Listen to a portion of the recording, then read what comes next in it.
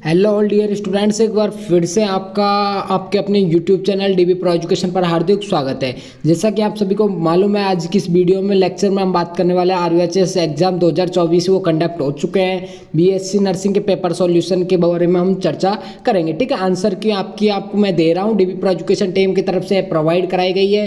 तो आपको अपने आंसर की चेक कर लेनी होगी, आपके कितने क्वेश्चन सही निकल रहे हैं और कितने रॉन्ग निकल रहे हैं। ठीक है, मोस्टली स्टूडेंट्स के हमारे पास मैसेज आए जिन्होंने ये हमारी क्वेश्चन बैंक ली थी, वो बोल रहे हैं सर पेपर अच्छा हुआ था, काफ़ी क्वेश्चन हमारे क्वेश्चन बैंक से फंसे थे। ठीक है, तो स्टूडेंट्स की डिमांड पे आंसर की मैं प्रोवाइड करा रहा हूँ बच्चों को। ठीक है, तो RUHS BSc nursing entrance exam 2024 conduct हो चुका है साथियों। तो पेपर सॉल्यूशन के बारे में आज के इस लेक्चर में हम चर्चा करेंगे। ठीक है, पूरा पेपर मैं आपको सिस्टमेटिकली 1 बाय 1 सब्जेक्ट वाइज में आपको बताऊंगा। ठीक है, पहले फिजिक्स, उसके बाद में हम केमिस्ट्री क्लियर करेंगे, उसके बाद में हम बायो क्लियर करेंगे। ठीक है साथियों, तीनों सब्जेक्ट का पेपर पूरा सॉल्यूशन मैं आपको बताऊंगा। आपको क्या करना होगा, वीडियो को बिना स्किप करते हुए एंड तक वॉच करना होगा। ठीक है, अभी तक आपने अगर हमारे चैनल को सब्सक्राइब नहीं किया, चैनल को सब्सक्राइब कर लेना, बेल आइकन को प्रेस कर लेना, ताकि आगे आने वाली हर वीडियो न्यूज नोटिफिकेशन सबसे पहले आपको मिल सके साथियों। क्योंकि एकमात्र ऐसा चैनल है जो कि एक ऑथेंटिक, सटीक, एक्यूरेट इन्फॉर्मेशन आपको प्रोवाइड कराता है साथियों। अभी तक आपने हमारा टेलीग्राम और व्हाट्सएप ग्रुप ज्वाइन नहीं किया तो ज्वाइन कर लेना।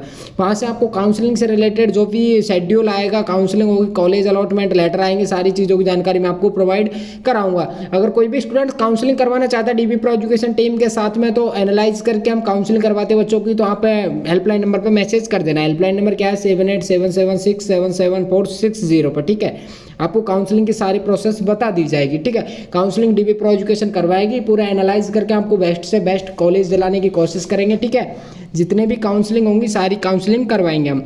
ठीक है, अभी तक चैनल के साथ में नहीं जुड़े हो तो साथियों चैनल के साथ में जुड़ जाना, क्योंकि आपको काउंसलिंग से related and other any information, RUHS university की सारी इन्फॉर्मेशन आपको ऑथेंटिक, सटीक आपको प्रोवाइड कराई जाएगी। तो चलते हैं बिना टाइम वेस्ट करते हमारे टॉपिक की तरफ, हमारे पेपर का सॉल्यूशन देखते हैं क्या होने वाला है। ठीक है, चलिए फिर। बच्चों को क्वेश्चन प्रोवाइड कराए गए तो बच्चों ने काफ़ी रिप्लाई आए, काफ़ी रिव्यू आया बच्चों का कि सर पेपर अच्छा हुआ था, काफ़ी आपके बताए हुए क्वेश्चन है, काफ़ी फंसे थे।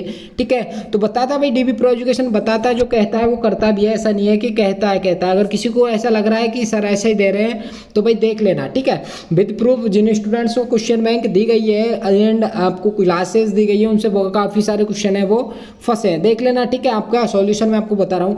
सबसे फर्स्ट क्वेश्चन है साथियों, प्रति न्यूक्लियन औसत बंधन ऊर्जा किसके नाभिक के लिए अधिकतम होती है?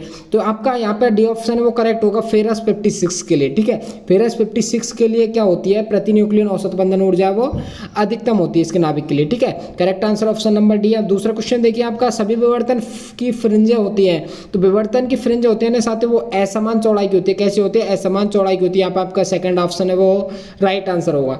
किसी प्रतिचुंबकीय पदार्थ की चुंबकीय संवेदनशीलता परम तापमान के साथ बदलती रहती है। ठीक है, तो किसके समानुपाती व्युत्क्रमानुपाती होते हैं, आपसे पूछा गया है। तो आपका यहाँ पर राइट आंसर होगा ना साथियों, क्या होगा आपका दूसरे के बाद में तीसरा जो क्वेश्चन है उसमें राइट आंसर होगा option number D, correct answer होगा ऑप्शन नंबर डी।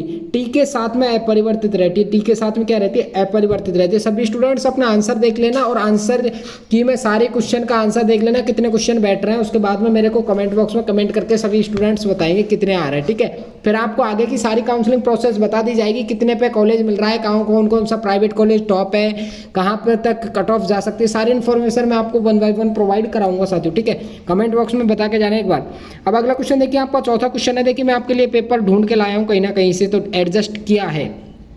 चौथा क्वेश्चन है, एक 6 इलेक्ट्रॉन वोल्ट ऊर्जा वाले प्रोटॉन की सतह पर गिरते हैं तो उससे उत्सर्जित फोटो इलेक्ट्रॉन की अधिकतम गतिज ऊर्जा 4 इलेक्ट्रॉन वोल्ट होती है। तो वोल्ट पर निरोधी विभव है, तो वोल्ट पर निरोधी विभव होगा 4, कितना होगा 4, ऊर्जा 4 इलेक्ट्रॉन वोल्ट उत्सर्जित हो रही है गतिज ऊर्जा, तो इस पर वोल्ट पर निरोधी विभव होगा 4। ठीक है, correct answer option number C है। अब नेक्स्ट क्वेश्चन देखिए, आपका नेक्स्ट क्वेश्चन है, एक पी प्रकार का अर्धचालक प्राप्त किया जा सकता है। एक पी प्रकार का अर्धचालक, देखिए आपको क्वेश्चन बैंक से क्वेश्चन आया, सीधा क्वेश्चन फंसा है। देखिए डीबी प्रो एजुकेशन ने जो क्वेश्चन बैंक प्रोवाइड किया है, सीधा क्वेश्चन फंसा है। तो शुद्ध सिलिकॉन में गैलियम मिलाए जाने पर एक पी प्रकार का अर्धचालक प्राप्त किया जाता है। यहाँ पर बी ऑप्शन है आपका करेक्ट होगा, B option is right answer है। नेक्स्ट क्वेश्चन देखिए, एक संधारित्र की क्षमता 2 पिकोफैराडे, संधारित्र में विद्युत विभव 10⁻12 VS के मान से बदल रही, तो विस्थापन धारा है। यहाँ पे विस्थापन धारा होगी, यहाँ 2 एम्पियर होगी, कितनी 2 एम्पियर। आपका ऑप्शन नंबर ए है इसमें करेक्ट आंसर। देख लेना भाई, सबके क्वेश्चन नंबर है वो चेंज थे, अपने क्वेश्चन कौन से नंबर था उससे कोई मतलब नहीं, लेकिन ये देख लेना आपके कितने क्वेश्चन राइट निकले थे, आप किस क्वेश्चन का कितना आंसर सही करके आए, ठीक है। कितने क्वेश्चन आ रहे हैं आपके करेक्ट बता देना भाई कमेंट बॉक्स में। ओके, नेक्स्ट क्वेश्चन देखिए आपका 7 क्वेश्चन है। एक ट्रांसफार्मर का उपयोग 250 वोल्ट एसी मेन से 100 वाट 25 वोल्ट लैंप को जलाने के लिए किया जाता है। तो मुख्य केबल में धारा 0.5 एम्पियर है। ट्रांसफर की दक्षता की गणना कीजिए। तो यहाँ पे साथियों जो ट्रांसफर की दक्षता होगी ना वो 80% होगी। 80% करेक्ट आंसर होगा option number B. Next question देखिए आपका, निम्नलिखित में से किस विद्युत चुम्बकीय तरंग की आवृत्ति सबसे अधिक होती है। तो आपको मैंने बताया था उसमें बिल्कुल एक्यूरेट एग्जैक्ट क्वेश्चन यहाँ से आया, देखिए क्वेश्चन बैंक से। साथियों अगर आप भी ऐसी क्वेश्चन बैंक लेना चाहते हो, जो भी स्टूडेंट 2025 की प्रिपरेशन करना चाहता है वो डीबी प्रो एजुकेशन के साथ अभी से जुड़ जाइए। और जब भी हमारी क्लासेज स्टार्ट होंगी, बैच स्टार्ट होगा, आपको तुरंत बता दिया जाएगा इसी चैनल पर, ठीक है। तो गामा किरणें करेक्ट आंसर होगा। कौन सी? गामा किरणों की जो विद्युत चुम्बकीय तरंग की आवृत्ति होती है वो सबसे अधिक होती है। 8वें क्वेश्चन में डी ऑप्शन है वो राइट आंसर होगा। कौन सा? D is correct answer. अब देखिए नेक्स्ट 9वां क्वेश्चन। 9वां क्वेश्चन है आपका, सम्यक यानी आइसोटोन्स में समान संख्या में होते हैं। तो आइसोटोन्स में समान संख्या में होते हैं वो न्यूट्रॉन होते हैं। देखिए न्यूट्रॉन करेक्ट आंसर होगा ऑप्शन नंबर सी। 9वें में correct answer option number C. अब नेक्स्ट क्वेश्चन देखिए आपका, नेक्स्ट क्वेश्चन है साथियों आपका, जब एक विद्युत द्विध्रुव P को एक समान विद्युत क्षेत्र E में रखा जाता है तो P तथा E के मध्य कोण किस मान पर बल आघूर्ण अधिकतम होगा। तो साथियों देखिए 90 डिग्री बताया है आपको, 90 डिग्री पर मान है वो अधिकतम होगा। ऑप्शन नंबर ए है वो राइट होगा। अब देखिए नेक्स्ट क्वेश्चन 11, यंग के प्रयोग में फ्रिंज चौड़ाई 0.2 मिमी है। यदि प्रकाश की तरंग दैर्ध्य को 10% बढ़ा दिया जाए और स्लिटों के बीच पृथक्करण को 10% बढ़ा दिया जाए तो फ्रिंज चौड़ाई क्या होगी। तो यहाँ पे फ्रिंज चौड़ाई होगी ना वो होगी 0.20 mm, ठीक है। 0.20 mm करेक्ट आंसर होगा। साथियों सॉल्यूशन में आपको प्रोवाइड करा देता है बट क्वेश्चन में काफ़ी टाइम लग जाएगा, ठीक है। इसलिए आप अपनी आंसर की मिला लीजिए कितने क्वेश्चन करेक्ट है, मैं आपको राइट आंसर लगवा रहा हूँ, ठीक है। वी, अगर ऐसी यही पीडीएफ आप पाना चाहते हो, अगर 2024 के क्वेश्चन के पीडीएफ पाना चाहते हो, जो एंट्रेंस एग्जाम का पेपर आप लेना चाहते हो, तो टेलीग्राम ग्रुप पे डाल दिया गया है, व्हाट्सएप ग्रुप पे डाल दिया गया है, आप वो ज्वाइन कर लेना, वहां से ये डाउनलोड भी कर सकते हो। आंसर की आपको लास्ट में दी गई है इसमें, ठीक है। आंसर की लास्ट में इसमें दी गई है सभी क्वेश्चन की। अब देखिए नेक्स्ट क्वेश्चन है, गॉस नियम सूत्र से क्यू का अर्थ क्या है। तो गॉस का जो नियम सूत्र है उससे क्यू का अर्थ क्या है, दी गई सतह के भीतर कुल ऊर्जा क्या है, दी गई सतह के भीतर कुल ऊर्जा क्या है, क्यू है, ठीक है, क्यू है, ठीक है। राइट आंसर बी है इसमें। अब 30 क्वेश्चन देखिए 13, परमाणु प्रतिक्रियाओं में इसका संरक्षण होता है, किसका संरक्षण होता है। परमाणु जो प्रतिक्रियाएं होती है उसमें संरक्षण होता है द्रव्यमान ऊर्जा और गति का, द्रव्यमान ऊर्जा और गति का संरक्षण होता है परमाणु प्रतिक्रियाओं में। सी ऑप्शन करेक्ट है। नेक्स्ट क्वेश्चन देखिए, यदि एक समतल उत्तल लेंस में उत्तल सतह की वक्रता त्रिज्या 10 सेंटीमीटर और लेंस की फोकल लंबाई 30 सेंटीमीटर है तो लेंस की सामग्री का अपवर्तनांक होगा। तो साथियों जो लेंस की सामग्री का अपवर्तनांक होगा ना वो होगा 1.33। कितना? 1.33, यानी कि ऑप्शन नंबर सी है वो राइट आंसर होगा आपका इसमें। नेक्स्ट क्वेश्चन देखिए आपका, नेक्स्ट क्वेश्चन आपके सामने, ह्यूजेग ने के द्वितीयक तरंगों के सिद्धांत का उपयोग यह खोजने के लिए किया जा सकता है। बताओ भाई, ह्यूजेग के द्वितीयक तरंगों का सिद्धांत का उपयोग किसके खोजने के लिए किया जाता है। आपका 15 क्वेश्चन में correct answer option number C, तरंग अग्र ज्यामितीय रूप से, ठीक है, तरंग अग्र ज्यामितीय रूप से किया जाता है, ठीक है। खोजने के लिए किया जा सकता है तो तरंग अग्र ज्यामितीय रूप से किया जाता है, ठीक है, तरंग अग्र ज्यामितीय रूप से। आपका ऑप्शन नंबर सी है वो राइट आंसर होगा। और देखिए नेक्स्ट क्वेश्चन आपका, एक दूरबीन बनाने के लिए 5 सेमी और 50 सेमी फोकल लंबाई के 2 लेंसों का उपयोग किया जाना है। आप किस लेंस का उपयोग ऑब्जेक्टिव के लिए करेंगे। बताओ भाई, किस लेंस का उपयोग ऑब्जेक्टिव के लिए करेंगे। आपका 16वें क्वेश्चन में राइट आंसर होगा ऑप्शन नंबर डी, 50 सेंटीमीटर वाले लेंस का उपयोग हम ऑब्जेक्टिव में करेंगे, ठीक है। 5 सेमी और 50 सेमी फोकल लंबाई के 2 लेंसों का उपयोग किया जाना है। आप किस लेंस का उपयोग ऑब्जेक्टिव के लिए करेंगे तो 50 सेंटीमीटर वाले का, ठीक है। नेक्स्ट क्वेश्चन है आपका 17वां क्वेश्चन है साथियों, देखिए प्रकाश की एक किरण 60 डिग्री प्रिज्म पर न्यूनतम विचलन स्थिति पर आपतित होती है। प्रिज्म के पृथक फलन का अपवर्तन कोण है। बताओ भाई, प्रिज्म के फलन का अपवर्तन कौन होगा, वो होगा 17वें क्वेश्चन में option number A 30 degree correct answer होगा, ठीक है। नेक्स्ट क्वेश्चन है, एलसीआर सर्किट में प्रतिरोध, प्रेरकत्व और धारिता के टर्मिनलों पर वोल्टेज 40 वोल्ट, 30 वोल्ट, 60 वोल्ट, तो मुख्य स्रोत पर वोल्टेज होगा। तो मुख्य स्रोत पर जो वोल्टेज होगा ना साथियों 18वें क्वेश्चन में होगा 50 वोल्ट। कितना? 50 वोल्ट। डी ऑप्शन है वो राइट होगा आपका, और D option is correct answer होगा एलसीआर सर्किट वाले में। नेक्स्ट क्वेश्चन देखिए, निम्नलिखित में से कौन सा चुंबकीय क्षेत्र का गुण है, कौन सा चुंबकीय क्षेत्र का गुण है, एक गतिमान आवेशित कण की दिशा बदल जाता है, या फिर गतिमान आवेशित कण की गति बदल सकता है, या फिर विद्युत क्षेत्र बना सकता है, गुरुत्वाकर्षण क्षेत्र बना सकता है। 19वें क्वेश्चन में राइट आंसर होगा ऑप्शन नंबर ए, एक गतिमान आवेशित कण की दिशा बदल सकता है। ठीक है, एक गतिमान आवेशित कण की दिशा है वो बदल सकता है, option number A right answer होगा। अब देखिए नेक्स्ट क्वेश्चन 20, निम्नलिखित में से कौन पूर्ण आंतरिक परिवर्तन के कारण नहीं है। तो देखिए सारे पूर्ण आंतरिक परिवर्तन के कारण है, लेकिन आपको कौन सा नहीं है वो आपको यहाँ पे बताना होगा। पूर्ण आंतरिक परिवर्तन के कारण नहीं है। ऑप्टिकल फाइबर का कार्य है क्या, ये तो बिल्कुल होता है, तो यहाँ पे पूछा है कि नहीं है। ठीक है, हीरे की चमक बिल्कुल पूर्ण आंतरिक परावर्तन के कारण है, बिल्कुल आपका 20वें क्वेश्चन में सही है ये। तो यहाँ पे राइट आंसर होगा ना ऑप्शन नंबर सी है ना, वो करेक्ट आंसर होगा। क्या है, तालाब की आवासीय और वास्तविक गहराई के बीच का अंतर क्या है, एक पूर्ण आंतरिक परिवर्तन का कारण नहीं है। यहाँ पे सी आंसर है वो राइट होगा।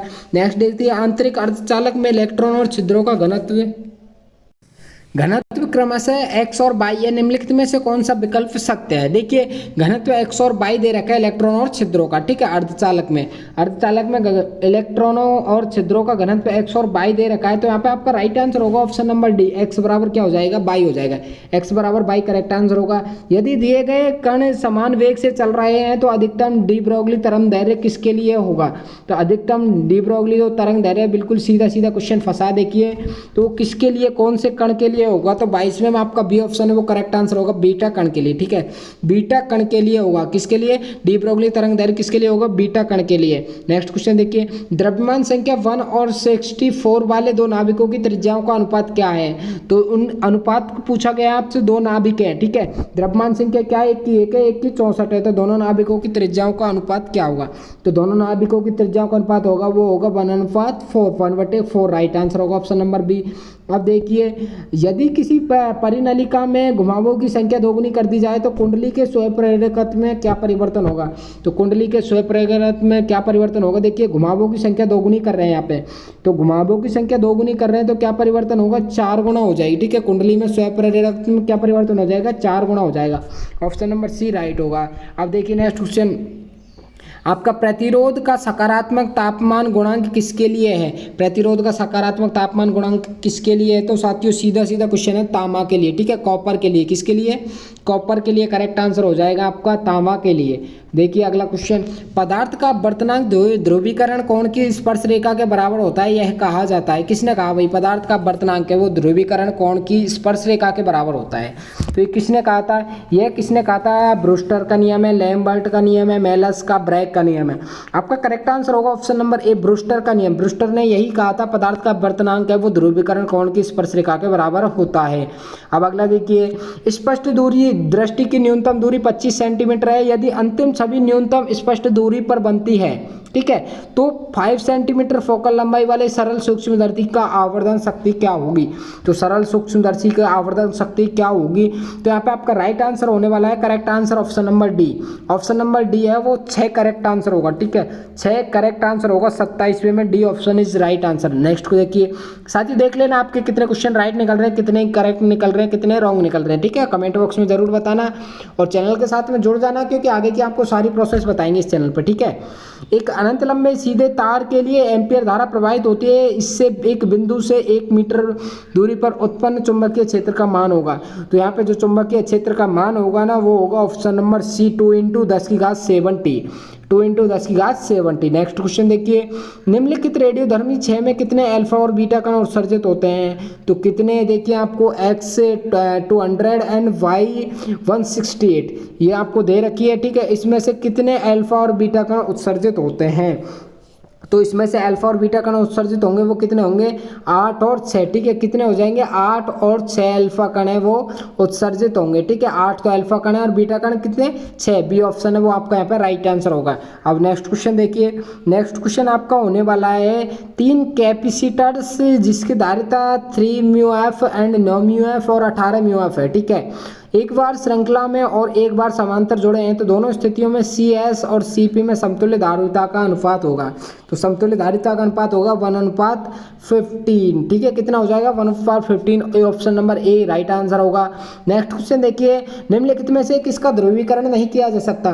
तो मैंने आपको बताया था ध्रुवीकरण किसका नहीं किया जा सकता, 31 में किसका ध्रुवीकरण नहीं किया जा सकता, ध्वनि तरंगों का ध्रुवीकरण नहीं किया जा सकता है। ऑप्शन नंबर सी है वो करेक्ट आंसर होगा। किरचॉफ का पहला नियम किसके संरक्षण से संबंधित है? देखिए सीधा सीधा क्वेश्चन आए, किरचॉफ का पहला नियम किसके संरक्षण से संबंधित है? बताओ। Right answer option number B, आवेश के संरक्षण से संबंधित था भाई, किरचॉफ का पहला नियम था वो। दिष्टकारी रेक्टिफायर का कार्य क्या है? तो दिष्टकारी रेक्टिफायर का कार्य क्या होता है? बहुत सिंपल, एसी को डीसी में परिवर्तित करना भाई। दिष्टकारी रेक्टिफायर होता है, उसका कार्य क्या है? तो एसी को डीसी में परिवर्तित करना, एसी को डीसी में परिवर्तित करने का कार्य होता है दिष्टकारी का। अब चलते हैं केमिस्ट्री की तरफ। केमिस्ट्री में सबसे फर्स्ट क्वेश्चन है आपका, देखिए भाई केमिस्ट्री में सबसे फर्स्ट क्वेश्चन है, 2 लीटर घोल में 9.8 ग्राम H2SO4 मिला उपस्थिति है तो घोल की मोलरता क्या है? देखिए क्या होगी घोल की मोलरता? H2SO4 मिला रहे हैं, हाइड्रोजन सल्फेट, ठीक है। देखिए तो अब इसकी मोलरता क्या होगी? मोलरता आपका 34 में राइट आंसर होगा ना, वो होगा ऑप्शन नंबर बी 0.05 m। कितनी हो जाएगी? 0.05 m मोलरता। देख लेना भाई, correct answer option number B है। नेक्स्ट क्वेश्चन देखिए, सामान्य रासायनिक परिवर्तन के लिए 2 एम्पियर प्लस 2V उत्पाद क्या बन रहा है? A के गायब होने की दर R1 है और B की R2 है।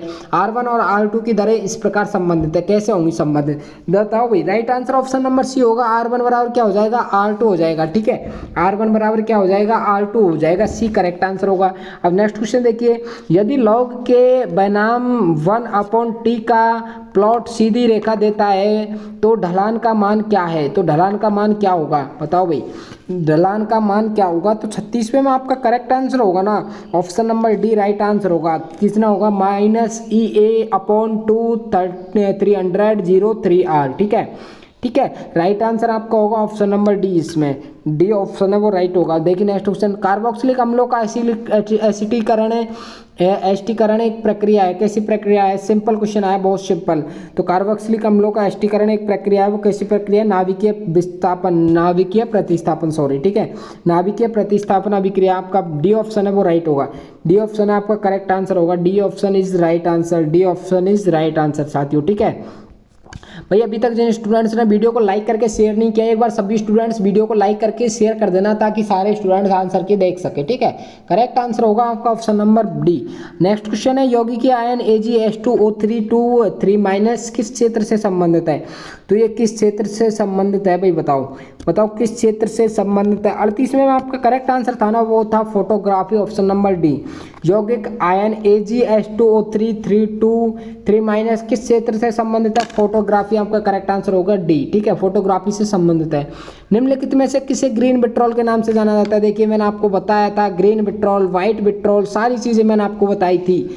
तो सीधा सीधा क्वेश्चन पूछा है ना, ग्रीन विट्रॉल के नाम से जाना जाता है। तो ग्रीन विट्रॉल के नाम से जाना जाता है, वो किसको जाना जाता है? FeSO4.7H2O को जाना जाता है, ठीक है। किसको जाना जाता है?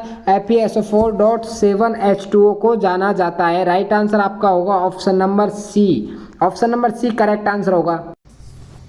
ऑप्शन नंबर डी है आपका, सॉरी ऑप्शन नंबर सी आपका करेक्ट आंसर होगा। किसको? फेरस सल्फेट को ग्रीन विट्रॉल के नाम से जाना जाता है। अब नेक्स्ट क्वेश्चन देखिए, हाफमैन ब्रोमाइड क्षरण प्रतिक्रिया का उपयोग एमीन तैयार करने के लिए किया जाता है। तो कौन से बताओ भाई, किससे एमीन तैयार करने के लिए किया जाता है? हाफमैन ब्रोमाइड क्षरण प्रतिक्रिया का उपयोग कौन सा एमीन तैयार करने के लिए किया जाता है? तो यहाँ पर करेक्ट आंसर होगा ऑप्शन नंबर ए आपका करेक्ट आंसर होगा। प्राथमिक एमीन प्राप्त करने के लिए हाफमैन ब्रोमाइड क्षरण अभिक्रिया का प्रयोग किया जाता है। अभिक्रिया दर स्थिरांक पर तापमान के प्रभाव की व्याख्या किसने दी? तो अभिक्रिया दर स्थिरांक पर तापमान की व्याख्या किसने दी थी? तो आपको 41 में करेक्ट आंसर है ना, 41 में आपका राइट आंसर होगा ऑप्शन नंबर सी, आर्रेनियस ने दी थी। अभिक्रिया दर स्थिरांक पर तापमान के प्रभाव की व्याख्या किसने दी? तो आर्रेनियस ने दी थी, ऑप्शन नंबर सी है वो करेक्ट आंसर होगा। अब देखिए नेक्स्ट, निम्नलिखित में से कौन सा विलयन आदर्श विलयन का उदाहरण नहीं है? आदर्श विलयन के उदाहरण है, बाकी आपको एक वही देखना है जो कि आदर्श विलयन का उदाहरण नहीं है। तो यहाँ पे आपका राइट आंसर कौन सा होगा बताओ? एक हेक्सेन और एन हेप्टेन विलयन, एन हेक्सेन और एन हेप्टेन विलयन, ये तो है भाई उदाहरण है आदर्श विलयन का। बेंजीन और टॉलुइन का विलयन, बेंजीन और टॉलुइन का विलयन है, ये भी उदाहरण है। लेकिन क्लोरोफॉर्म और एसीटोन का जो मिश्रण है ये क्या आदर्श विलयन का उदाहरण नहीं है। तो आपका ऑप्शन नंबर सी है वो इसमें करेक्ट आंसर होगा, ठीक है। ऑप्शन नंबर सी है आपका इसमें राइट आंसर होगा। चलिए फिर नेक्स्ट क्वेश्चन देखते हैं। निम्नलिखित में से कौन सा संक्रमण तत्व +2 से +7 तक की सभी ऑक्सीकरण स्थितियां दिखाता है? देखिए सीधा क्वेश्चन फंसा है, सीधा क्वेश्चन फंसा है आपका। 43वें में करेक्ट आंसर होगा ना, 43वें में आपका राइट आंसर होगा ना, वो होगा ऑप्शन नंबर डी। कौन सा है? मैग्नीज। मैग्नीज क्या है? संक्रमण तत्व ऐसा है कि +2 से +7 तक की सभी ऑक्सीकरण स्थितियां दिखाता है। अगला क्वेश्चन है हेलोफॉर्म्स के ट्राई हेलोजन व्युत्पन्न है। जो हेलोफॉर्म्स के ट्राई हेलोजन व्युत्पन्न है वो कौन से हैं? Ethane, propane, methane, benzene. 44वें राइट आंसर होगा ऑप्शन नंबर बी, मिथेन है वो क्या है? ट्राई हेलोजन व्युत्पन्न है हेलोफॉर्म्स का। अगला क्वेश्चन है डीडीटी। डीडीटी की फुल फॉर्म जानते हो क्या? डीडीटी की फुल फॉर्म जानते हो क्या? डाइक्लोरो डाइफिनाइल ट्राइक्लोरो एथेन तैयार किया जाता है जब क्लोरोवेंजीन को निम्नलिखित के साथ अभिक्रिया कराई जाती है। किसके साथ अभिक्रिया कराए भाई? क्लोरोवेंजीन की डीडीटी तैयार हो जाए। तो 45वें में करेक्ट आंसर होगा ऑप्शन नंबर बी, CCl3 और CHO के साथ में अभिक्रिया कराने पर DDAT है वो तैयार किया जाता है। ऑप्शन नंबर बी करेक्ट होगा। नेक्स्ट क्वेश्चन देखिए Fe2+Z बराबर क्या दे रखा है? 26 में अयुग्मित इलेक्ट्रॉनों की संख्या है, तो इसमें अयुग्मित इलेक्ट्रॉनों की संख्या होगी ना, वो होगी ऑप्शन नंबर ए 4। कितने? 4 इलेक्ट्रॉनों की संख्या होगी। अगला क्वेश्चन 1 बिलियन का परासरण दबाव बढ़ता है यदि, बताओ कब बढ़ता है बिलियन का परासरण दबाव, कब बढ़ता है? 47वें में करेक्ट आंसर होगा ऑप्शन नंबर बी, घुलनशील पदार्थों की संख्या बढ़ाई जाए। जब घुलनशील पदार्थों की संख्या बढ़ा दी जाए तो परासरण दबाव क्या बढ़ जाता है। नेक्स्ट क्वेश्चन देखिए pH 1 के बिलियन में डूबा हुआ हाइड्रोजन का इलेक्ट्रोड पोटेंशियल है। pH 1 के बिलियन में डूबा हुआ हाइड्रोजन का इलेक्ट्रोड पोटेंशियल है वो कौन सा है? तो आपका करेक्ट आंसर होगा 48वें में ऑप्शन नंबर सी, -0.059 वोल्ट। ठीक है, बी आपका सी है वो करेक्ट आंसर होगा जी, -0.059 volt. Correct answer option number C है साथियों, देख लेना। ठीक है, कितने क्वेश्चन सही निकल रहे हैं आपके। रासायनिक अभिक्रिया में प्रवेश करने के लिए अणुओं की न्यूनतम ऊर्जा कहलाती है। तो न्यूनतम ऊर्जा होती है अणुओं की, वो क्या कहलाती है? रासायनिक अभिक्रिया में प्रवेश करने के लिए। तो 49 में करेक्ट आंसर होगा ऑप्शन नंबर डी, संगुटिका ऊर्जा कहलाती है। क्या कहलाती है? संगुटिका ऊर्जा, जिसको थ्रेशोल्ड एनर्जी के नाम से भी जानते हैं। साथियों इंग्लिश भी देख लिया करो, क्योंकि काफ़ी ऑप्शंस होते हैं जो कि हिंदी में कंफ्यूज कर देते हैं, लेकिन इंग्लिश में क्या है मोस्टली सही होते हैं। उनके मीनिंग्स हैं, उनके अर्थ हैं वो काफ़ी अलग निकल जाते हैं, लेकिन स्पेलिंग्स है वो सेम रहती है। ठीक है, तो काफ़ी बार ऐसी मिस्टेक्स हो जाती है। तो आप कृपया अगर आपको कोई भी क्वेश्चन समझ में ना आए तो इंग्लिश जरूर देख लिया करो। थ्रेशोल्ड एनर्जी जिसको संगुटिका ऊर्जा कहा जाता है। अनुबंध समावयवता उन यौगिकों में देखी जाती है जिनमें लिगेंड होता है। कैसा होता है? पॉलीटेंडेंट होता है, एम्बीडेंटेंट होता है, मोनोडेंटेंट होता है, या फिर चैलेंट होता है। कैसा होता है? 50वें में आपका करेक्ट आंसर होगा ऑप्शन नंबर डी, एम्बीडेंटेंट। किसा? एम्बीडेंटेंट करेक्ट आंसर होगा। अनुबंध समावयवता कैसे यौगिकों में देखी जाती है? जिनमें क्या होता है? एम्बीडेंटेंट लिगेंड होता है। देखिए विटामिन से मैंने बताया था आपको एक क्वेश्चन आएगा, आ गया। विटामिन सी की अपर्याप्त मात्रा के कारण होने वाली बीमारी है। विटामिन सी की अपर्याप्त मात्रा के B6, ठीक है, विटामिन B6 की अपर्याप्त मात्रा के कारण होने वाली बीमारी है। तो आपका राइट आंसर है ना यहाँ पे ऑप्शन नंबर डी है, वो सॉरी बी है, वो करेक्ट आंसर होगा दौरा। ठीक है, दौरा होता है भाई। देखिए आपको देखिए रात्रि अंधता होती है वो तो विटामिन ए के कारण होती है। ठीक है, विटामिन ए के कारण होती है। एनीमिया विटामिन B9 और B12 के कारण होता है। ठीक है, विटामिन B9 B12 के कारण होता है।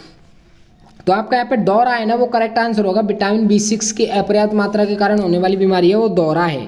ठीक है, नेक्स्ट क्वेश्चन देखिए प्लेटिनम इलेक्ट्रोड का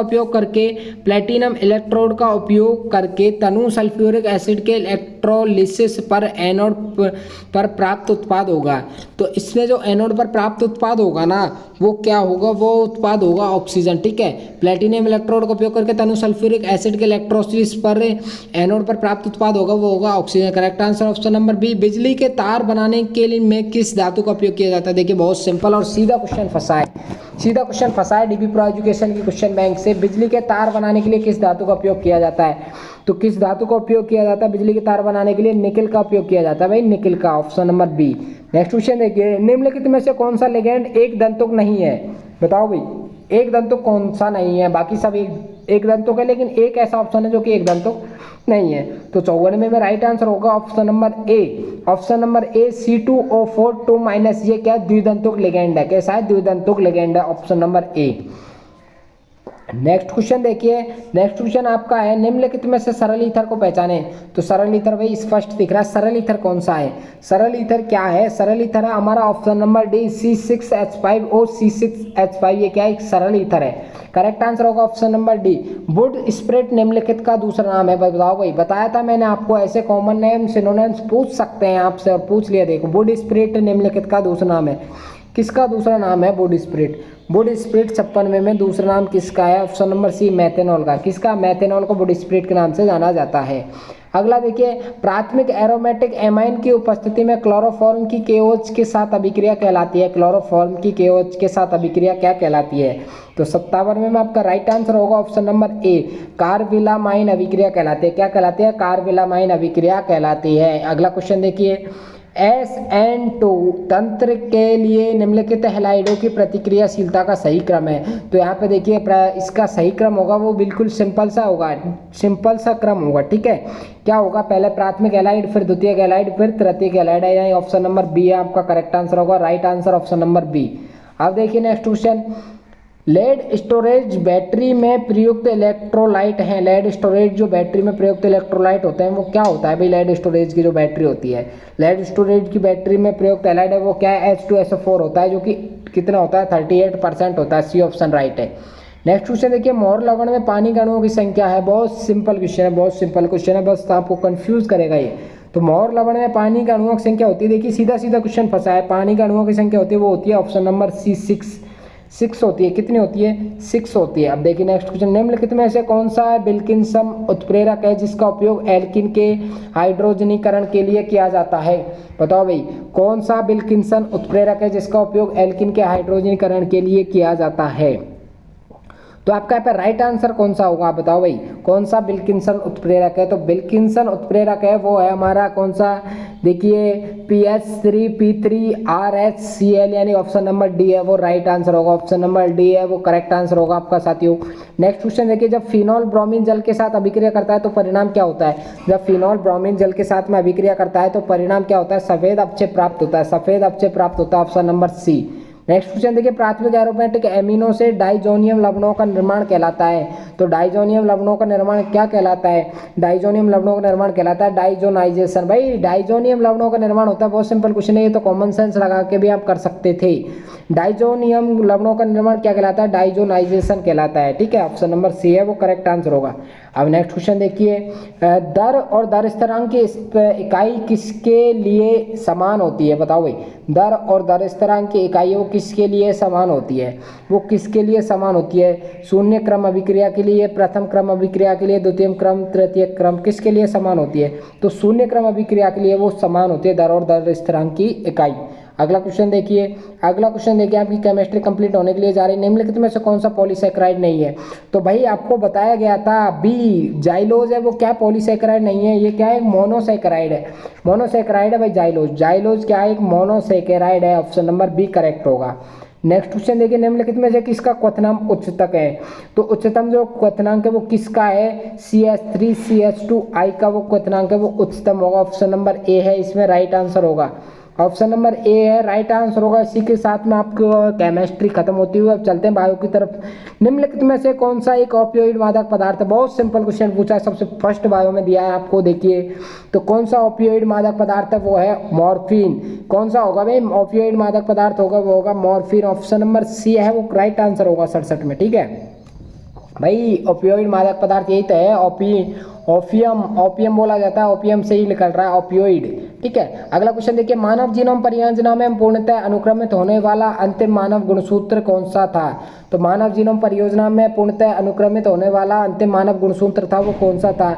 तो गुणसूत्र था वो कौन सा था, फर्स्ट गुणसूत्र था, गुणसूत्र पहला। ठीक है, correct answer option number A था। रक्त में कोलेस्ट्रॉल के स्तर को कम करने के लिए प्रयुक्त स्टैटिन कहाँ से निकाले जाते हैं। बहुत सिंपल क्वेश्चन आया, बहुत सिंपल है, सीधा सट क्वेश्चन ऐसे पूछा, यीस्ट, ऑप्शन नंबर सी है आपका करेक्ट आंसर होगा। नेक्स्ट क्वेश्चन देखिए, बूचौरिया बैनक्राफ्टी के संक्रमण से निम्नलिखित में से कौन प्रभावित होता है। तो बूचौरिया बैनक्राफ्टी के संक्रमण से प्रभावित कौन होता है, देखिए सीधा क्वेश्चन पूछा है, आपको मैंने करवा दिया था क्लास में भी। कौन प्रभावित होता है, वो प्रभावित होता है लसिका वाहिकाएं। क्या प्रभावित होता है, लसिका वाहिकाएं, करेक्ट आंसर होगा लिम्फेटिक वेसल्स। लिम्फेटिक वेसल्स हैं, ठीक है, जो कि लिम्फ का वहन करती है, लिम्फ का वाहक के रूप में कार्य करती हैं। लसिका वाहिका लिम्फेटिक वेसल्स होती हैं, वो क्या करती है, बुचेरिया वैनक्रॉफ्टी के संक्रमण से प्रभावित होती है। अगला क्वेश्चन देखिए, बीजांड का शरीर कवच के भीतर किस स्थान पर जुड़ा होता है? तो बीजांड का जो शरीर है कवच के भीतर किस स्थान पर जुड़ा होता है? तो किस स्थान पर जुड़ा होता है बताओ भाई, बहुत सिंपल क्वेश्चन था, किस स्थान पर जुड़ा होता है? तो आपका 71 में डी ऑप्शन है वो राइट आंसर होगा। देखिए ये थोड़ा गलत है, इसलिए कहते हैं आपको थोड़ी ना इंग्लिश देख लिया करो, क्योंकि हाइलम हाइलम आप इसको सही पढ़ोगे, लेकिन हिलम अगर पढ़ोगे ना तो हिलम से आप कंफ्यूज हो जाओगे, हिलम क्या होता है, लेकिन हाइलम है ये, ठीक है, हाइलम है ये, डायरेक्ट कॉपी पेस्ट किया गया है इसलिए थोड़ा ऐसा लग रहा है, ठीक है, हाइलम होगा, ठीक है, हाइलम से जुड़ा होता है। Right answer option number D. पृथ्वी पर पहला जीवन रूप था, तो देखिए भाई मैं आपको बताया था पृथ्वी पर पहला जीवन रूप था वो कौन सा था? तो पृथ्वी पर जो पहला जीवन रूप था ना साथियों, तो ऑप्शन नंबर बी कैमोहेट्रोट्रॉप, कैमोहेट्रोट्रॉप है वो पृथ्वी पर पहला जीवन रूप था, कैमोहेट्रोट्रॉप, ठीक है, ऑप्शन नंबर बी राइट होगा। इसमें एक मादक पदार्थ है जो प्राप्त होता है, इसमें किससे प्राप्त होता है बताओ भाई, बहुत सिंपल क्वेश्चन है, पेपिवर सोम्निफेरम के लेटेक्स से, किससे प्राप्त होता है? पेपिवर सोम्निफेरम के लेटेक्स से। बहुत सिंपल क्वेश्चन आया भाई बायो में, तो बायो देखिए आपको जैसा कराया है ऐसे ही क्वेश्चन है, पेपिवर सोम्निफेरम के लेटेक्स से। जलकुंभी और जलकमल के परागण किसके द्वारा होता है? भाई जलकुंभी और जलकमल में परागण, भाई जलकुंभी और जलकमल में परागण किसके द्वारा होता है? बहुत सिंपल क्वेश्चन है भाई, किसके द्वारा होता है? कीट और हवा के द्वारा। किसके द्वारा होता है? कीट और हवा के द्वारा। 74 में आपका राइट आंसर होगा ऑप्शन नंबर सी, कीट और हवा के द्वारा होता है भाई। जलकुंभी में कीट के द्वारा और जलकमल में हवा के द्वारा, सी राइट होगा। जन्म के बाद कोलेस्ट्रॉम जो स्तन ग्रंथियों से स्रावित होता है, जिसमें प्रचुर मात्रा में कौन सी एंटीबॉडी होती है भाई बताओ? स्तन ग्रंथियों से स्रावित होती है जन्म के बाद, ठीक है, जब बच्चे का जन्म होता है उसके बाद में कोलेस्ट्रॉम है, ठीक है, कोलेस्ट्रॉम है वो स्तन ग्रंथियों से स्रावित होता है, तो जिसमें प्रचुर मात्रा में कौन सी एंटीबॉडीज पाई जाती है? तो 75 में आपका करेक्ट आंसर होगा IgA एंटीबॉडी, ठीक है, IgA एंटीबॉडीज पाई जाती है कोलेस्ट्रॉम में, जो कि स्तन ग्रंथियों से स्रावित होता है जन्म के बाद। अगला क्वेश्चन देखिए बहुत सिंपल सीधा क्वेश्चन पूछा है, क्लाइनफेल्टर सिंड्रोम की विशेषता कैरियोटाइप है। कैरियोटाइप क्या है बताओ? कैरियोटाइप वही देखिए, क्लाइनफेल्टर सिंड्रोम की विशेषता हमसे डायरेक्ट पूछिए तो क्या है? तो यहाँ पे आपका करेक्ट आंसर होगा ऑप्शन नंबर डी, XXY। इसमें एक गुणसूत्र वो एक्स्ट्रा पाया जाता है, एक गुणसूत्र वो एक्स्ट्रा पाया जाता है। क्लाइनफेल्टर सिंड्रोम की विशेषता क्या है? XXY, इसमें ये 3 गुणसूत्र पाए जाते हैं, ऑप्शन नंबर डी राइट होगा। एड्स की व्यापक रूप से पहचान की जाती है, एड्स की व्यापक रूप से पहचान किससे की जाती है? बिडाल देखिए बहुत सिंपल परीक्षण है, बहुत सिंपल सीधा सा क्वेश्चन पूछा है, मैं आपको बताता था सीधे क्वेश्चन आएंगे आपको, बिल्कुल ज़्यादा हार्ड क्वेश्चन नहीं आते हैं। तो एलिसा परीक्षण है ना, एलिसा टेस्ट है वो एड्स के लिए किया जाता है, एलिसा टेस्ट है 77 वो आपका एड्स के लिए किया जाता है, ऑप्शन नंबर बी राइट होगा इसमें। सर्टोली कोशिकाओं में वीर्य नलिकाओं की गुहा में शुक्राणु के निकलने की प्रक्रिया क्या कहलाती है भाई बताओ दे? सर्टोली नलिकाओं कोशिकाओं से, सर्टोली जो सेल्स हैं उनसे वीर्य नलिकाओं की गुहा में शुक्राणु के, जो वीर्य नलिकाओं की गुहा होती है उसमें शुक्राणु के निकलने की गुहा क्या कहलाती है? सर्टोली कोशिकाओं से क्या कहलाती है? तो स्पर्मिएशन कहलाती है। क्या कहलाती है स्पर्मिएशन? मैं आपको बताता, स्पर्मियोजेनेसिस, स्पर्मिएशन सीधा क्वेश्चन आएगा, ठीक है, स्पर्म के फॉर्मेशन के प्रोसेस को स्पर्मियोजेनेसिस कहते हैं, ठीक है। और यहाँ से क्वेश्चन क्या आया? वीर्य सेचन यानी स्पर्मिएशन कहलाती है। सर्टोली कोशिकाओं में वीर्य नलिकाओं की गुहा से में शुक्राणु के निकलने की प्रक्रिया क्या कहलाती है? वीर्य सेचन करेक्ट आंसर होगा। अगला क्वेश्चन देखिए, पॉलीसिस्ट्रोनिक मैसेंजर आरएनए आमतौर पर होता है, कैसा होता है? पॉलीसिस्ट्रोनिक मैसेंजर जो आरएनए होता है वो कैसा होता है? 79 में राइट आंसर होगा option number D, option number D है, लेकिन इसमें थोड़ा कंफ्यूजन है, ठीक है, डी है और इसमें वैसे तो डी दे रखा है 79 में, ठीक है, डी होगा दोनों ए और बी। प्रोकैरियोट्स एवं यूकैरियोट्स, पॉलीसिस्ट्रोनिक मैसेंजर आरएनए आमतौर पर प्रोकैरियोट्स एवं यूकैरियोट्स में पाया जाता है, ऑप्शन नंबर डी है वो राइट आंसर होगा आपका। किसमें? ऑप्शन नंबर डी है ना वो राइट आंसर होगा आपका ए और बी, बैक्टीरिया और प्रोकैरियोट्स। वैसे प्रोकैरियोट्स में पाया जाता है लेकिन बैक्टीरिया भी आपका करेक्ट आंसर होगा, यहाँ पे डी ऑप्शन है वो करेक्ट होगा, ध्यान रखना। अगला देखिए, अगला क्वेश्चन क्या होगा आपका? अगला क्वेश्चन देखिए, निम्नलिखित में से कौन एक गर्भ निरोधक की विशेषता नहीं है? देखिए सबसे फर्स्ट चैप्टर से सबसे फर्स्ट क्वेश्चन मैंने आपको बताया था, कौन सी गर्भ निरोधक आदर्श गर्भ निरोधक की विशेषता नहीं है? देखिए उपयोगकर्ता के अनुकूल, अपरिवर्तनीय, आसानी से उपलब्ध होना, क्या पूछ रहा है? गर्भ निरोधक की विशेषता नहीं है, तो देखिए अपरिवर्तन है, अपरिवर्तनीय है, आसानी से उपलब्ध, कम से कम दुष्प्रभाव और प्रयोगकर्ता के अनुकूल। तो कौन सी गर्भ निरोधक की विशेषता नहीं है, तो ये देखिए आसानी से उपलब्ध हो जाती है गर्भ निरोधक के, ठीक है, उपयोगकर्ता के लिए अनुकूल होती है, कम से कम दुष्प्रभाव वाले भी आते हैं। तो यहाँ पे आपका 80 क्वेश्चन में राइट आंसर होगा ऑप्शन नंबर बी अपरिवर्तनीय, ठीक है, ऑप्शन नंबर बी। मैंने बताया था आपको किस प्रजाति के लिए संभवतः सबसे पहले पत्थर के औजारों का उपयोग किया था, बताओ भाई किस प्रजाति ने संभवतः सबसे पहले पत्थर के औजारों का उपयोग किया था, तो किसने किया था भाई, किस प्रजाति ने किया था। आपका करेक्ट आंसर होगा 81 में, आपका राइट आंसर होगा option number A Homo habilis, ठीक है, होमो हैबिलिस ने किया था। पत्थर के औजारों का उपयोग किसने किया था, होमो हैबिलिस प्रजाति ने किया था। अब अगला क्वेश्चन देखिए, फिनोटाइपिक और जीनोटाइपिक अनुपात निम्नलिखित के मामलों में समान है, किस में, बताओ भाई किस में समान है। मैंने बताया था जीनोटाइपिक यानी फिनोटाइपिक अनुपात चैप्टर से आपको मैंने बताया था, क्या होगा राइट आंसर आपका 82 में करेक्ट आंसर होगा ऑप्शन नंबर बी अपूर्ण प्रभुत्व, अपूर्ण प्रभुत्व। देखिए इसको यहाँ से देख लीजिए, incomplete dominance, incomplete dominance, phenotypic और जीनोटाइपिक अनुपात निम्नलिखित के मामले में समान है, अपूर्ण प्रभुत्व, ठीक है। बाकी पूर्ण प्रभुत्व ये समान नहीं है, अति प्रभुत्व एपिस्टैटिक से समान है, एक अपूर्ण प्रभुत्व जो समान नहीं है फिनोटाइपिक एवं जीनोटाइपिक में। अगला क्वेश्चन देखिए, कुछ एमिनो एसिड को एक से अधिक कोडोन द्वारा कोडित किया जाता है, इसलिए आनुवंशिक कोड है, इसलिए आनुवंशिक कोड क्या होगा, बताओ भाई। एमिनो एसिड को एक से अधिक कोडोन द्वारा कोडित किया जाता है, एक से अधिक कोडोन द्वारा कोडित कर रहे हैं, तो यहाँ पे आनुवंशिक कोड क्या है, बताओ भाई। अभी क्वेश्चन चल रहा है आपका, शायद 5वें चैप्टर से क्वेश्चन लिया गया है, वही चैप्टर से क्वेश्चन लिया गया है आपका। 83 क्वेश्चन में राइट आंसर होगा option number B degenerate, ठीक है। एमिनो एसिड को एक अधिक कोडोन द्वारा कोडित किया जाता है, तो इसलिए आनुवंशिक कोड क्या है, डी जनरेट। भाई एक से अधिक कोडोन से कोडित कर रहे हैं तो क्या कर रहे हैं, डी जनरेट कर रहे हैं उसको, ठीक है। गैमेट इंट्राफैलोपियन ट्रांसफर बताया था आपको, गिफ्ट टेक्निक, ठीक है, गिफ्ट तकनीक है, इसमें महिलाओं के लिए अनुशंसित है, किस महिलाओं के लिए अनुशंसित है, तो गिफ्ट जो टेक्निक है साथियों, गिफ्ट टेक्निक है वो क्या है, अंडाणु उत्पन्न जो महिला नहीं करती है ना, तो उसमें क्या इंट्राफैलोपियन अंडाणु दूसरी महिला के अंडाशय से लेकर और ट्रांसफर किए जाते हैं, ठीक है, ट्रांसफर किए जाते हैं अंडाणु। तो इसमें क्या, जो महिला अंडाणु उत्पन्न नहीं करती है, जो महिला अंडाणु उत्पन्न नहीं करती है, अंडाणु रिलीज नहीं करती है, उसके लिए गिफ्ट नामक तकनीक है, उनके लिए अनुशंसित है, ठीक है, जो अंडाणु उत्पन्न नहीं कर पाती है। तो आपका ऑप्शन नंबर सी है करेक्ट आंसर होगा, option number C is right answer, option number C is right answer. अब चलते हैं नेक्स्ट क्वेश्चन की तरफ, option number C is right answer होगा यहाँ पे, जो अंडाणु उत्पन्न नहीं करते। मैंने आपको बताया था बहुत सीधा सीधा क्वेश्चन पूछा है, सिंपल डायरेक्ट क्वेश्चन पूछा है। देखिए ये क्वेश्चन जरूर आपका थोड़ा गलत दे दिया है, एक वर्णांध पुरुष और एक सामान्य महिला के बीच विवाह से होता है। भाई ये वर्णांध पुरुष है, ठीक है, वर्णांध पुरुष है और महिला कैसी है, सामान्य है, वर्णांध पुरुष और महिला कैसी है, सामान्य, तो उसके बीच विवाह होता है, तो सभी वाहक बेटियां होंगी, 50% सामान्य बेटियां होंगी। तो देखिए यहाँ पे है ना बेटियां नहीं होंगी, ठीक है, करेक्ट आंसर इसमें था, देखिए क्वेश्चन गलत कैसे है, जैसे वर्णांध पुरुष है, ठीक है, एक वर्णांध पुरुष है, वर्णांध के साथ पुरुष वर्णांध है, ठीक है, पुरुष वर्णांध है, मान लिया हमने पुरुष वर्णांध है, और महिला कैसी है, सामान्य। अब इनका हम जब संकरण करवाएंगे तो क्या प्राप्त होगा, देखिए एक्स से एक्स का करवाएंगे तो एक देख महिला की देख क्या होगी, एक बेटी पैदा होगी, बेटी पैदा होगी जो कि कैसी होगी, वाहक बेटी होगी, ठीक है। तो दूसरा हम करवाएंगे तो भी क्या है, वाहक बेटी होगी। अगर इसका इससे करवाएंगे तो जो बच्चा होगा, जो बेटा होगा वो कैसा होगा, सामान्य होगा, ठीक है, सामान्य बेटा और वाहक बेटियां होंगी, 50% वाहक बेटियां होंगी, सामान्य बेटा होगा। लेकिन यहाँ पे ऐसा कोई ऑप्शन नहीं दिया गया है, देखिए सभी वाहक बेटियां 50% सामान्य बेटियां थी तो गलत हो जाएगी सीधा, सभी वाहक संतान ये भी गलत हो जाएगा, 50% वर्णांध बेटे 50% सामान्य बेटे यह भी गलत हो जाएगा। तो यहाँ पे 50% वाहक बेटे हो जाएंगे, लेकिन यहाँ पे 50% सामान्य बेटियां नहीं सामान्य बेटे होते तब करेक्ट आंसर होगा, इसका आपको बोनस अंक मिलेगा, ठीक है, छोड़ दो इसको।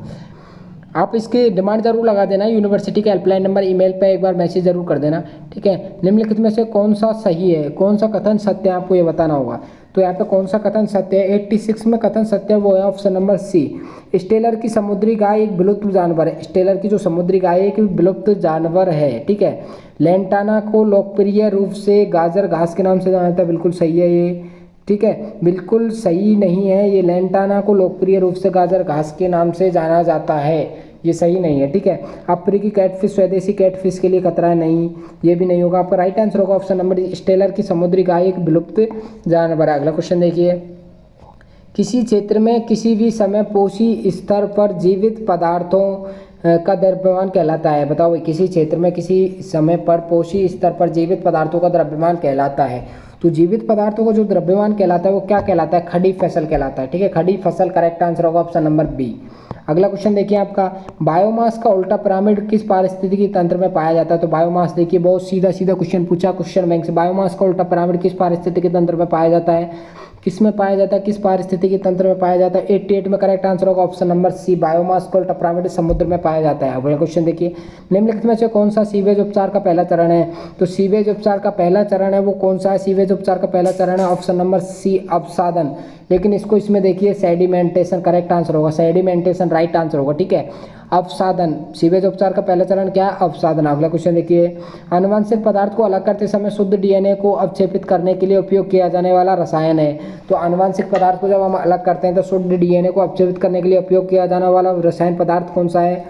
रसायन पदार्थ वो है ठंडा इथेनॉल। ठीक है, जिसको हम शीतित इथेनॉल के नाम से भी जानते हैं, चाइल्ड इथेनॉल के भी नाम से भी जानते हैं, कैसे भी आपको पूछा जा सकता है, लेकिन आपको ठंडा इथेनॉल का करेक्ट आंसर होगा। अगला देखिए, निम्नलिखित में से कौन सा एंजाइम आर स्ट्रेन बैक्टीरिया को एस स्ट्रेन में बदलने से रोकता है? आर स्ट्रेन बैक्टीरिया को एस स्ट्रेन बैक्टीरिया में बदलने से रोकता है, तो वो कौन सा एंजाइम है? वो एंजाइम है साथियों option number C, DNase. DNase enzyme है जो कि आर स्ट्रेन बैक्टीरिया को एस स्ट्रेन बैक्टीरिया में बदलने से रोकता है। अगला क्वेश्चन देखिए, किसी घास के मैदान में खरगोश द्वारा नए कार्बनिक पदार्थ के निर्माण की दर कहलाती है? किसी घास के मैदान में खरगोश द्वारा नए कार्बनिक पदार्थ के निर्माण की दर कहलाती है? क्या कहलाती है भाई? देखिए, किसी घास के मैदान में खरगोश द्वारा नए कार्बनिक पदार्थ के निर्माण की दर कहलाती है।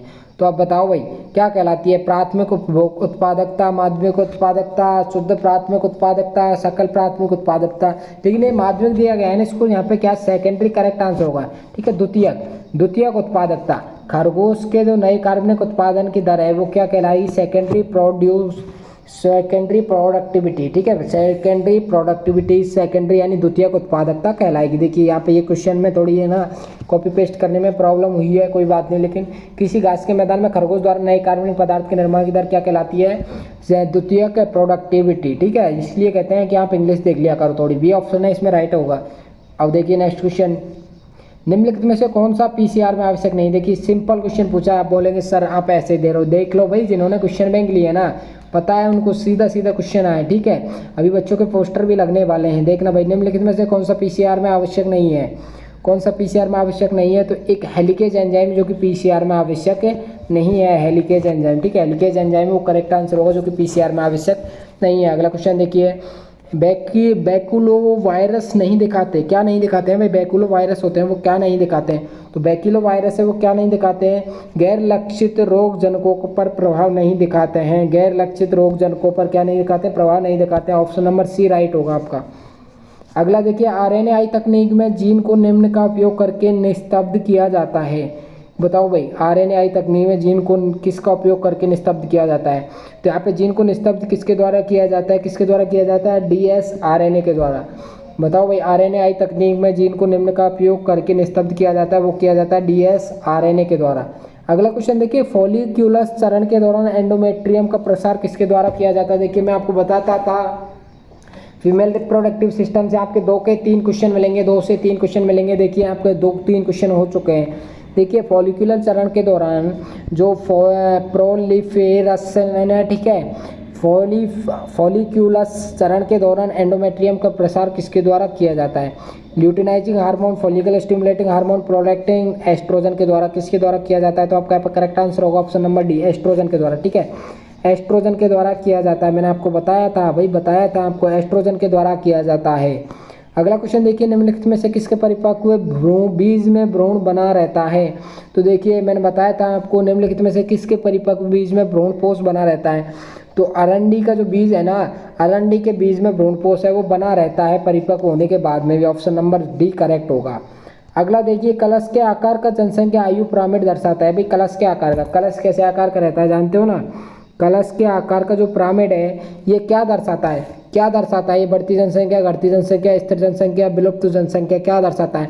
तो ये दर्शाता है घटती जनसंख्या। ठीक है, क्या दर्शाता है? ये घटती जनसंख्या दर्शाता है कलश के आकार जो पिरामिड है।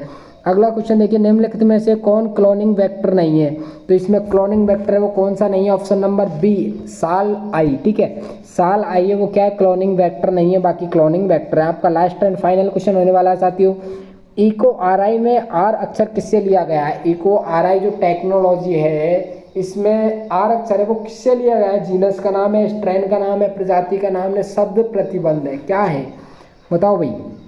ये क्या है? एक प्रभेद का नाम है। ठीक है, आर अक्षर किससे लिया गया है? स्ट्रेन, स्ट्रेन से लिया गया है। ठीक है, आर अक्षर है वो स्ट्रेन से लिया गया है, जिसका मतलब होता है प्रभेद, प्रभेद होता है इसका मतलब। ठीक है, करेक्ट आंसर आपका ऑप्शन नंबर सी। तो साथियों बताओ आपके कितने क्वेश्चन सही निकले हैं, आप मेरे को एक बार कमेंट बॉक्स में कमेंट करके बताओ।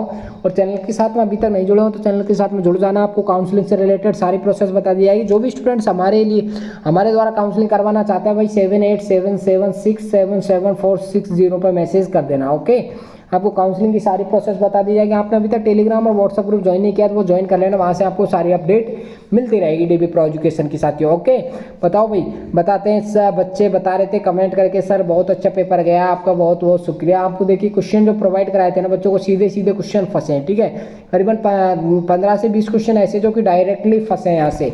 तो मैं आपको बताता था क्वेश्चन बैंक ले लीजिए जिन स्टूडेंट्स ने क्वेश्चन बैंक लिए उनको बहुत बेनिफिट हुआ है। ठीक है साथियों, अगर 2025 के बैच की प्रिपरेशन करना चाहते हो, 2025 RUHS BSc nursing entrance exam and other state की प्रिपरेशन जो भी स्टूडेंट करना चाहता है वो कर लेना। 2025 के बैच स्टार्ट होंगे जब आपको इसी चैनल पर इन्फॉर्म कर दिया जाएगा। आप चैनल पर अभी तक नहीं जुड़े हो तो जुड़ जाना। वीडियो को अभी तक लाइक नहीं किया तो साथियों एक बार लाइक करके शेयर कर देना। ठीक है, मैं बताता था ना आपको बिल्कुल सीधे सीधे क्वेश्चन आते हैं भाई RUHS BSc नर्सिंग में। चलते हैं फिर करते हैं लाइव क्लास को stop. Thank you so much all of you. जय हिंद जय भारत। मिलते हैं फिर आपकी नेक्स्ट क्लास में, नेक्स्ट वीडियो के साथ में, नेक्स्ट लेक्चर के साथ में, आपकी counselling update and cut off के ऊपर अपडेट के साथ में मिलेंगे। बच्चों के कमेंट्स के ऊपर, डाउट्स के ऊपर यहाँ पे वीडियो प्रोवाइड कराया जाता है। आपका किस चीज़ पर वीडियो चाहिए आपको बताओ। ठीक है, कमेंट बॉक्स में कमेंट करके जल्दी बता के जाना। ठीक है, चलते हैं फिर लेके आते हैं नेक्स्ट वीडियो में मिलेंगे फिर आपकी कट ऑफ के ऊपर। Thank you so much all of you. जय हिंद जय भारत।